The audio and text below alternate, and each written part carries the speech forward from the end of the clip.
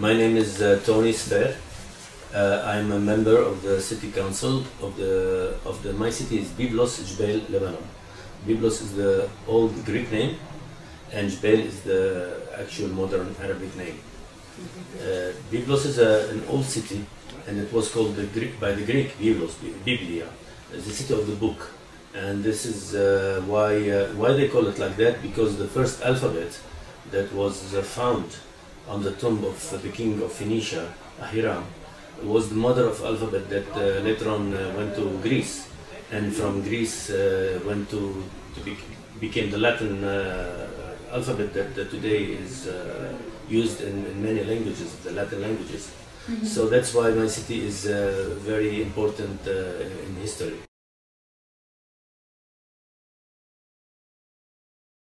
There is a possibility of earthquake, and actually it has been on records for the last 2000 years. We've had earthquake and tsunami.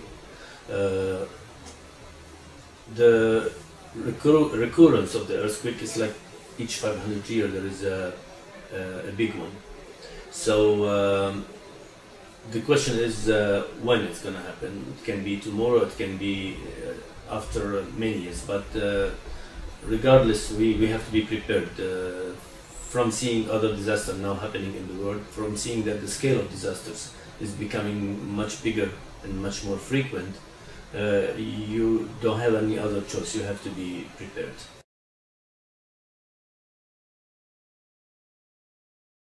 Byblos is protected as a World Heritage City, and we have an old city with an old port, and it's a fisherman port. And UNESCO is protecting this port, and on the other hand, we need to make a wave breaker to protect that port from severe storms or from tsunami. So there is a conflict. If we don't do the wave breaker, there will be nothing to protect. There will be no city to protect. So in case of tsunami or earthquake, we need or severe storm. We had a severe storm lately this winter, and part of the wave breaker was broken, and also a lot of fishermen lost their boats. There was losses of thousands of hundreds of dollars. So in order to avoid this in the future, there should be some kind of agreement between the UNESCO and the Ministry of Public Work to be able to protect the city.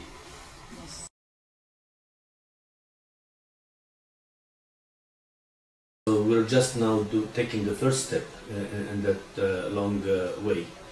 So we're just gathering information to prepare our first step with coordination with our local, the central government of Lebanon, and with other communities and other NGO, other organizations. In case of catastrophe, there is a planning now of like an action plan, so there will be no conflict between the authorities, so each authority knows exactly what to do.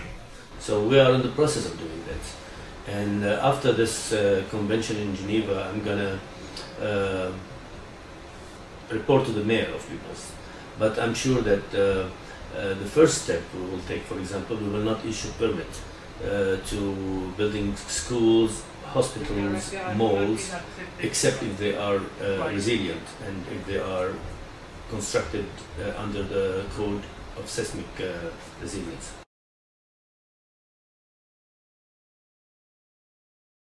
First, we have to go to the schools. We start with the children and with the teachers to tell them about the risk. Give them the first step, where to hide in case of tsunami, where to hide in case of earthquake, what to do in case of fire or floods. This is a shared responsibility between us, between the Red Cross, the Civil Defense, Ministry of Education. So it's a whole coordination between all these organizations together, and tell the people that there is a big risk, and they should be prepared for it, and they should not count only on the assistance of the local authority. They should also be prepared and count on themselves. like having your first aid box at home. This is something you don't wait for the municipality to do it for you. You have to do it yourself.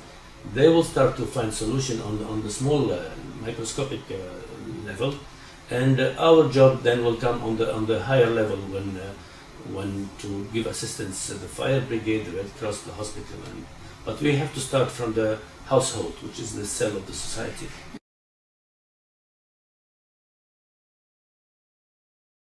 This is one of the priorities, but it's not the only one. So you have something to do with day-to-day basis, like the police, the crime, the parking, the image of the city, developing the tourism, the ecology, environment. All these are also important, urgent steps to do. Probably we will be looking to find sources of finance from either private sector or from central government or from international organization.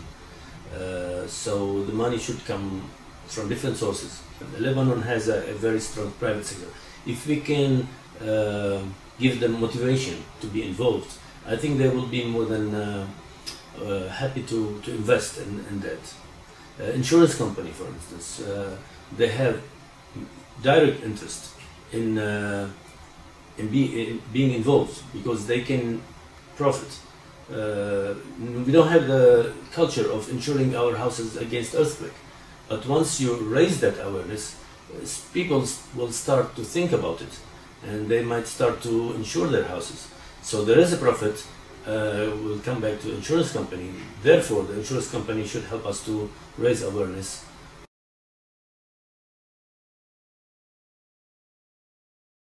I'm going to profit from this convention in Geneva to meet with other cities that have similar problems.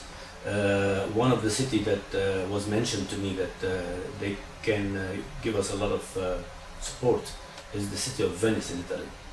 As we know, Venice is sinking, and they have been doing a lot of plans for the last 20 years to save the city, which is also a very important city. It's a cultural and worldwide heritage.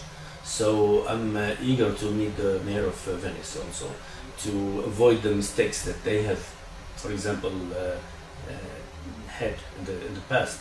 And he might be able also to tell me what are the good steps that can help us. Because we have a similar problem. The world is really became a family, a big family, and any problem in any part of the world will affect the rest of the world. Whether it's nuclear, whether it's pollution, whether it's a tsunami, earthquake, whatever, that butterfly effect, for sure it will reach you. So we have to be consolidated as a human race together, regardless borders and religions and differences between us.